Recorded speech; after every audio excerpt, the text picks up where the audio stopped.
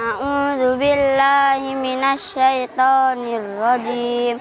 Bismillahirrahmanirrahim. Tabarakalladzi biyadihil mulku wa huwa ala kulli syai'in qadir. Alladzi khalaqal mauta wal hayata liyabluwakum ayyukum ahsanu amala wa huwal azizul ghafur. Alladzi khalaqa sab'a samawatin tibaqa ma tara fi khalqir rahmani min tafawut farji'il basara hal tara min futur.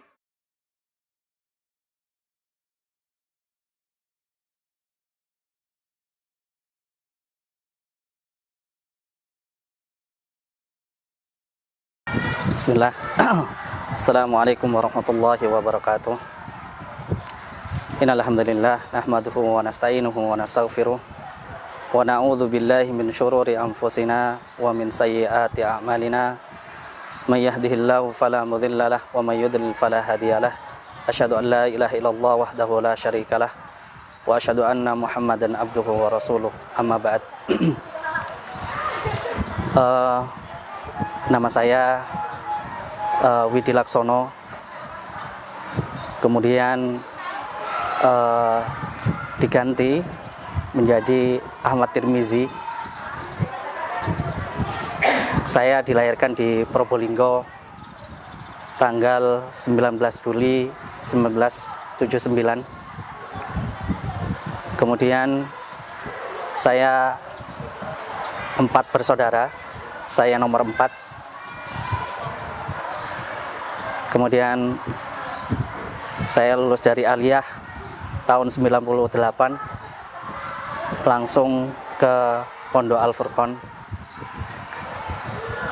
Pondok Al-Furqon sekitar 2 tahun. Alhamdulillah. Selama di Al-Furqon, selama 2 tahun itu, alhamdulillah kita banyak mendapatkan pelajaran yang berharga. Salah satunya pelajaran-pelajaran agama, kemudian juga akhlak-akhlak para asatidzah, kemudian juga teman-teman yang dari seluruh Nusantara Indonesia. Kemudian saya di sini sebagai ketua yayasan dari sekolahan Gria Tahfidz Telaga Ilmu Probolinggo yang berada di Kelurahan Mangunharjo, Kecamatan Mayangan, Jalan Basuki Rahmat. Alhamdulillah, ini berdiri sejak September 2016. Awalnya saya tidak mempunyai keinginan akan seperti sekarang ini, kayak itu. Tidak. Awalnya kita menginginkan saya beserta Ustadz Khairul, Ustadz Raihan, ada 3 orang, kemudian juga teman-teman dari ikhwan-ikhwan dari Probolinggo. Awalnya tidak menginginkan seperti ini. Awalnya cuman kita melihat banyak dari lulusan SMP atau SD yang tidak bisa mengaji. Berawal dari situ kita berinisiatif, ayolah kita urunan untuk gaji gurunya. Jadi belajarnya gratis di situ. Setelah beberapa bulan di situ, ada seorang ikhwah donatur yang beliau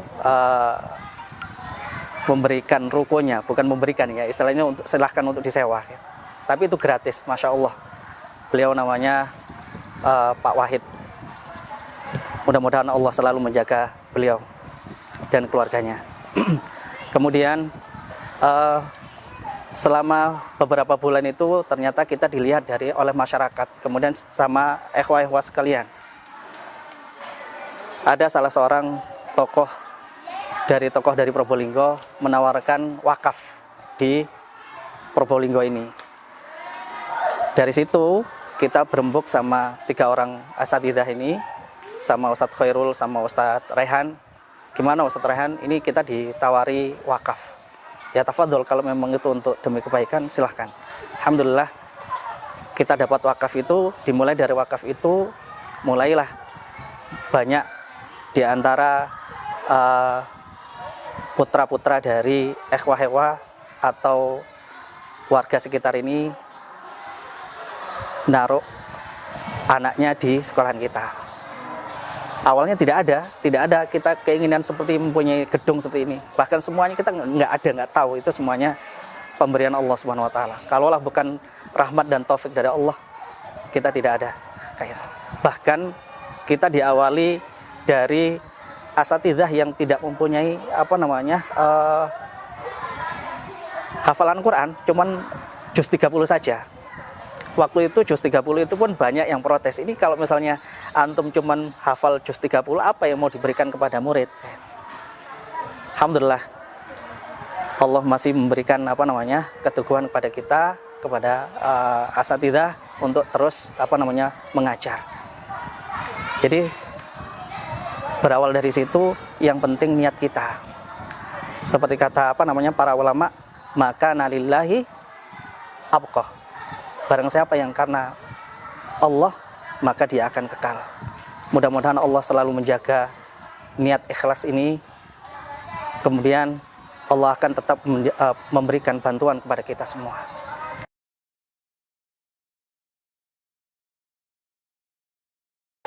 Dulu saya SD-nya SD umum, SMP-nya SMP umum.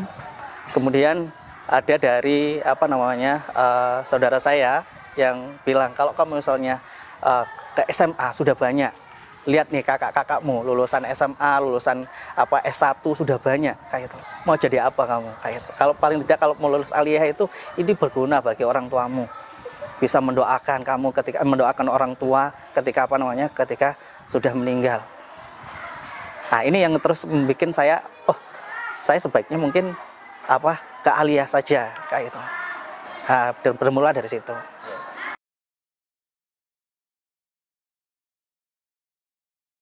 Sebelumnya ada beberapa di antara orang-orang yang sudah mengaji di Al-Furqan. Meskipun beliau-beliau ini nggak mondok, cuman pengajian umum saja ketika ada daurah kayak itu, dapat informasi dari waktu itu masih belum ada ini ya, dari dari lisan mungkin kayak gitu loh. Nah, kemudian kakak saya mendengar seperti itu, saya ini dimasukkan ke Al-Furqan tahun 98 itu.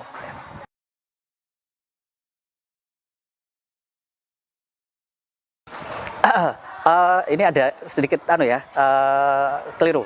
Saya lulus tahun 96.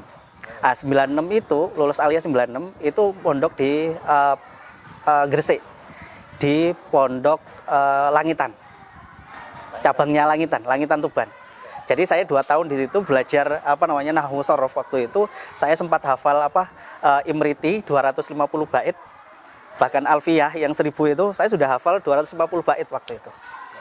Saya sempat bilang sama Kiai Maftuhin Soleh waktu itu, mudah-mudahan Allah menjaga beliau, karena saya dari beliau juga tahu belajar ilmu nahwu dan shorof kayak itu. Pak Kiai, maaf saya mau nanya ini, saya kan sudah hafal Imriti, saya sudah hafal Alfiyah 250 bait, sudah 1,5 tahun di sini nih kayak gitu. Kok saya masih belum bisa baca kitab nih kayak gitu. Pak Kiai bilang gitu, Kiai Maftuhin Soleh, lah antum di sini kan baru 1,5 tahun, minimal baca kitab itu 4 tahun. Waduh, kesuwen rek, selak tua.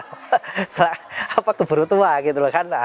Kok qadarullah kakak saya itu mendengar pondok Al-Furqan. Kemudian saya dipindah ke Al-Furqan. Di Al-Furqan itu waktu pertama saya masuk memang bagi saya itu yang awal kayak gitu.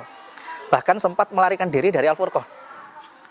Baru beberapa hari ini kok aneh ya kayak itu. Waktu itu saya memang tidak mengenal waktu itu bahwasannya yang namanya jenggot itu sunnah, kemudian yang namanya isbal, kemudian yang namanya sholat dengan menggerakkan jari itu memang ada kayak gitu. Waktu itu loh, ini sholat kok main-main kayak gitu loh. Itu sempat melarikan diri dari Al-Furqan sampai baru berapa hari, seminggu saya balik ke rumah kakak. Nah, inilah pentingnya jawaban dari kakak itu bisa merubah image saya waktu itu. Kalau jawaban kakak mungkin salah, mungkin saya nggak terus di Al-Furqan. Tapi alhamdulillah Allah kasih jawaban yang sehingga kakak itu memberikan jawaban yang pas bagi saya. Apa jawaban kakak? Lah, kamu nanti kan akan balik ke masyarakat. Yang masyarakat notabene itu majemuk, macam-macam. Ya kalau kamu dapatkan di pondok yang dahulu itu mungkin yang baik, ya ambil yang baik. Sedangkan di Al-Furqan kamu kan tahu kan, tanya sama asatidzah, kenapa kok begini? Mereka kan punya dalil-dalilnya, dasarnya kenapa seperti itu. Bahkan ketika saya di kelas, saya termasuk yang banyak bertanya sama Ustadz waktu itu. Iya, banyak protes lah kayak gitu. Ustadz, kenapa itu ketika sholat at-tahiyat itu langsung begini kayak gitu. Lah kalau kamu gimana? Ya ketika saya sholat ya illallah kayak gitu. Lah dalilnya mana? Wah, itu baru pertama saya ditanya tentang dalil. Waduh, dalilnya apa ya kayak itu. Baru tahu kalau memang ketika kita beragama, disitulah letaknya kita harus bukan cuma asal tahu, bukan cuma asal katanya, bukan. Tapi kita harus mengetahui setidaknya, ini begini Rasulullah seperti itu.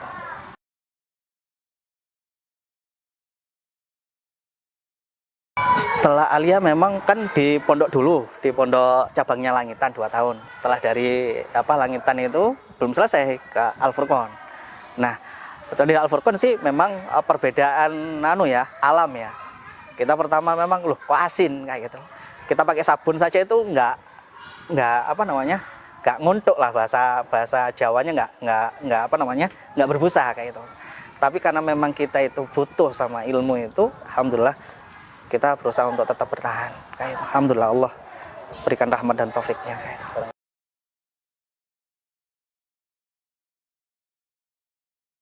Jenjangnya kita baru PAUD, TK sama SD.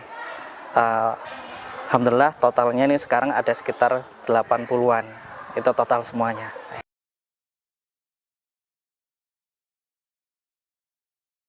Sekarang ini ya ini kita nggak ada ya, awalnya keinginan untuk seperti ini nggak ada kayak itu loh. Sampai saat ini kita masih berusaha untuk memperbaiki. Maksudnya memperbaiki gimana? Contohnya kita datangkan tutor untuk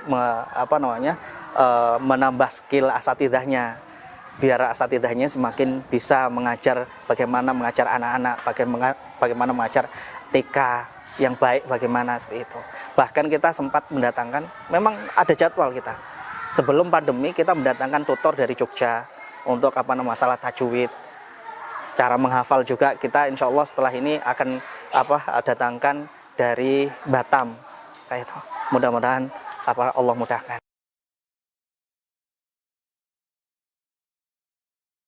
Sukanya itu ini ya, sukanya itu yang ketika di IKOP. Kenapa suka ya? Itu benar-benar pelajaran bagi kita gitu loh. Bahwasannya ketika kita di IKOP itu loh, ya kalau salah ya memang salah kayak gitu, harus kita akui kayak gitu. Dan itu kita mempunyai kakak kelas yang namanya Ustadz Abdul Roy. Ustadz Abdul Roy ini juga selain kakak kelas saya juga jadi guru ana di Al-Furqan kayak itu. Nah, beliau itu Masya Allah pelajaran berharga ketika yang saya dapat dari situ. Ustadz Abdul Roy ini ini bukan untuk aib ya, saya ambil hikmah baiknya. Dan Ustadz Abdul Roy ini bilang di depan umum, dan ini juga sangat membekas di hati saya waktu itu. Nah, Ustadz Abdul Roy ini pernah suatu ketika beliau ini dapat jatah jaga malam ronda. Qadarullah beliau ini lupa sampai subuh, nggak ada orang tahu. Kalau kita saja kalau udah nggak ada yang tahu kan kita diam aja kan. Tapi tidak dengan Ustadz Abdul Roy. Beliau maju ke depan, minta maaf, minta untuk diikop. Ini bagi saya pelajaran berharga.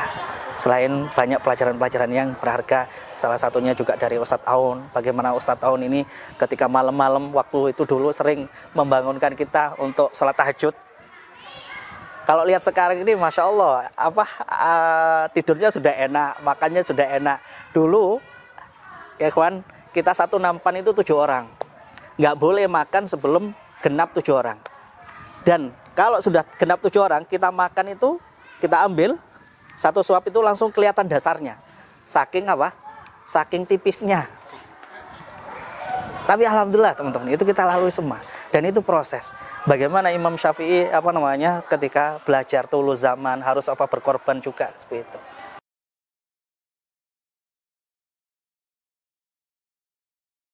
Kalau kesulitan sih kita sih karena di situ memang kan juga ada target ya menghafal kita, karena waktu itu saya masuk sudah lulus aliyah kan, saya harus ngejar harus bagaimana sih kayak gitu selama setahun 2 tahun kayak gitu. Nah, waktu itu ada hafalan ya, juga ada menghafal mutun, matan-matan itu kayak gitu loh. Nah, itu dari hambatannya sebetulnya tidak begitu ini sih kayak itu bagi kita gitu. Meskipun itu kadang kan padat kan kayak gitu. Ya itu bisa lah, alhamdulillah kita lalui bisa, alhamdulillah.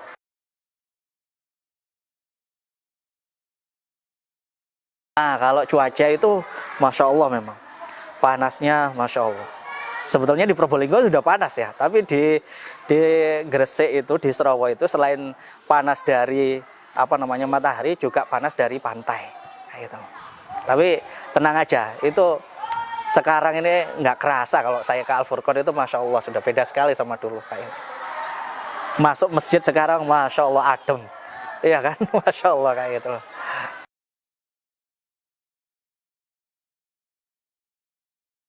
Kalau santri mulai dari PAUD, TK sama SD itu sekitar 80-an kayak itu. Nah, 80 sekian lah kayak itu. Nah, begini teman-teman. Jadi ada hadis Rasulullah.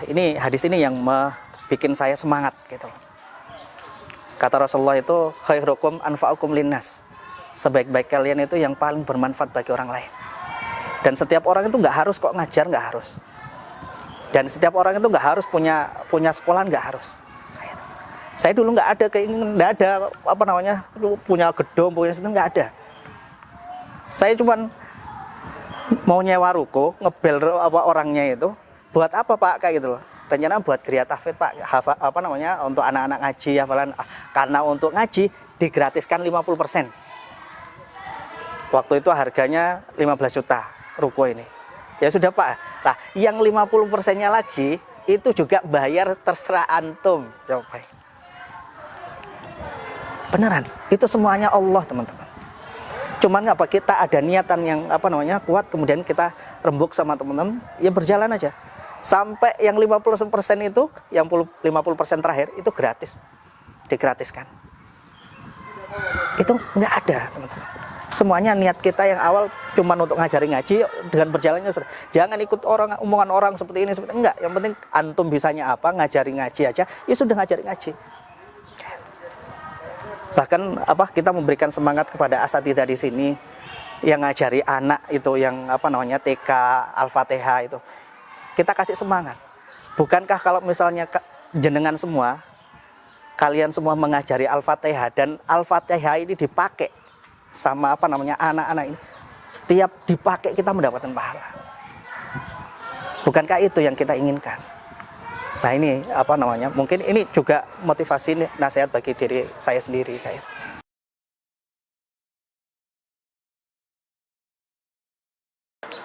Ya, kalau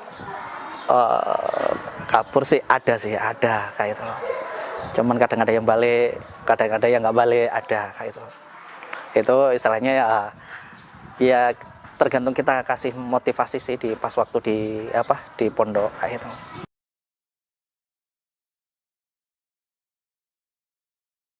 Saya sejak saya keluar dari Al-Furqan, baru kemarin ke Al-Furqan, mudah-mudahan Allah selalu menjaga beliau. Sosok yang paling berkesan itu tidak lain dan tidak bukan adalah beliau Ustadz Anwar Rafiq Ghufron. Ini bukan, mudah-mudahan Allah selalu menjaga beliau dan memberikan balasan yang setimpal baik di dunia dan di akhirat kayak itu. Ini bukan cuman sekedar pujian, bukan, teman-teman. Saya terakhir ke Al-Furqan itu, Al-Furqannya Masya Allah sudah luar biasa beda. Dulu Pondok Ahwat yang masih di sebelah kiri ya. Setelah masuk itu sebelah kiri. Sekarang kan sebelah kanan kan. Depannya rumahnya Ustadz Aun Rafiq. Ya. Kalau pondok beda sekali sama dulu. Yang tetap itu rumahnya Ustadz Aun Rafiq. Ini yang bikin saya malu ketika kesederhanaan beliau, terus tetapnya semangat beliau ketika mengajar. Dan ini bukan katanya teman-teman. Ini saya lihat sendiri bagaimana beliau itu mengajar, baik itu sedikit ataupun banyak. Pernah sempat saya tanya, Ustaz, kok sedikit ya yang hadir? Apa kata beliau kayak itu? Tirmizi, kita ini lagi bermuamalah sama Allah. Ini teman. Kalau sudah orientasinya ke sana, kata orang semua, terserah kamu. Ya. Ini dalam teman-teman, dalam sekali. Kita seharusnya banyak belajar sama beliau itu, kayak itu, masalah keikhlasan, kayak itu, masalah kesederhanaan, masalah semangat beliau dan nggak takut beliau, kayak itu. Bagaimana beliau menghadapi orang-orang yang berseberangan sama beliau, kayak itu. Ketika beliau di counter dan segala macamnya itu, saya lihat sendiri itu, kayak itu. Gitu. Ustadz Ahmad Izza, Ustadz siapa beliau yang meninggal itu? Ustadz Abdul Aziz, Ustadz Anwari, Ustadz yang di Jamil Rahman di Jogja sekarang, Ustadz Zainuddin, kemudian Ustadz yang di Jamil Rahman yang kemarin jenengan datangi, Ustadz Abu Muhammad. Ustadz Abu Muhammad ini beliau orangnya selain sabar, Masya Allah beliau ini, dan ustadz-ustadz yang lain kayak itu. Kalau di mari itu udah biasa kayak gitu, karena memang kesalahan kita kayak gitu. Ini kenapa aku nggak hafal kayak gitu, padahal kita udah mulai capek, males itu. Ya, ya itu namanya santri kan kadang kadang waktu capek ada, kayak itu, waktunya semangat ada. Ini beda sama santri-santri sekarang itu, enak sekarang itu. Jadi kalau misalnya sekarang itu ada alasan kok nggak hafal atau apa, kok leye-leye, itu perlu ditanya, ngopo kayak gitu loh. Kalau dulu kita pernah ngecor, pernah. Terus ngambil air di telaga, pernah. Iya kan? Sekarang ada ngambil air di telaga? Enggak kan? Kayak gitu. Alhamdulillah itu air telaga itu Masya Allah kayak gitu loh. Nah itu kayak gitu.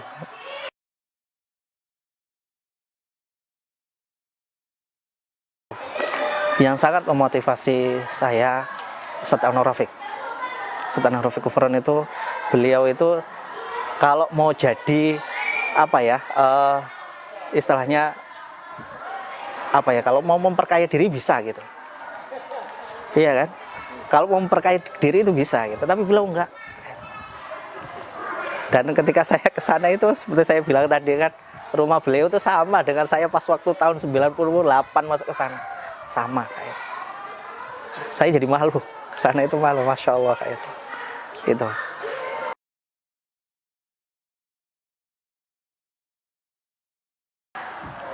Buat adik-adik ya mungkin ya.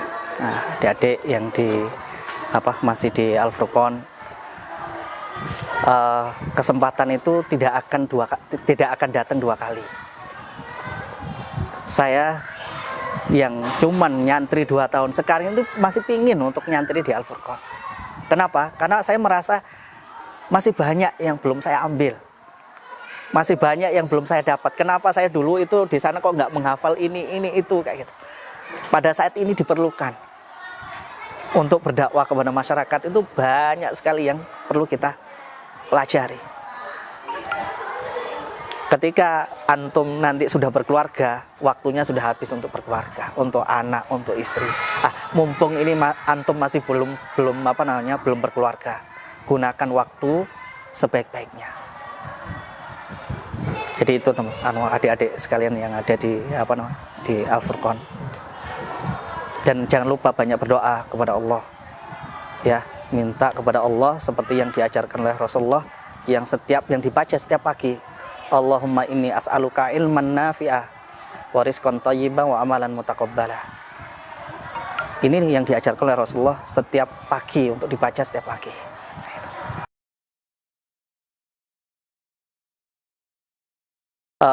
Untuk pemirsa Kru TV mungkin kayak itu, ada baiknya kadang kita sebagai orang tua ya, ketika saya sudah jadi orang tua, kita tidak bisa memaksakan kepada anak itu. Kita bisanya cuma mendoakan, kemudian memberikan saran. Ada baiknya saran itu disertai dengan untuk membawa anak ini ke pondok.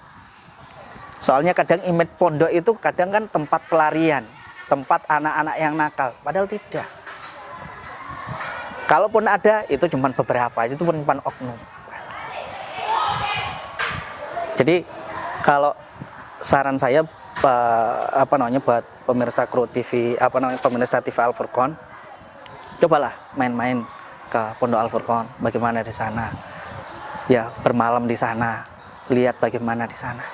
Bagaimana menjadi hamba Allah yang baik. Nanti akan dibimbing sama asatidzah dari sana kayak gitu. Mungkin itu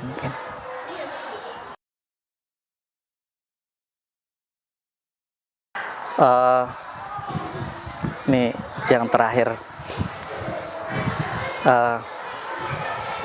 ini yang berat ini sebetulnya. Yang terakhir ini yang ya mudah-mudahan Allah tetap menjaga kita semua ya kayak itu. Dan ini pernah diingatkan Allah kepada Nabi Muhammad SAW. Ya, lain asyrakta la yahbatanna amaluka. Wahai Muhammad, kalau kalian berbuat syirik satu kali saja, la yahbatanna amaluka. Jadi apapun niat kita, yang terpenting itu bagaimana kita mendapatkan ridho dari Allah.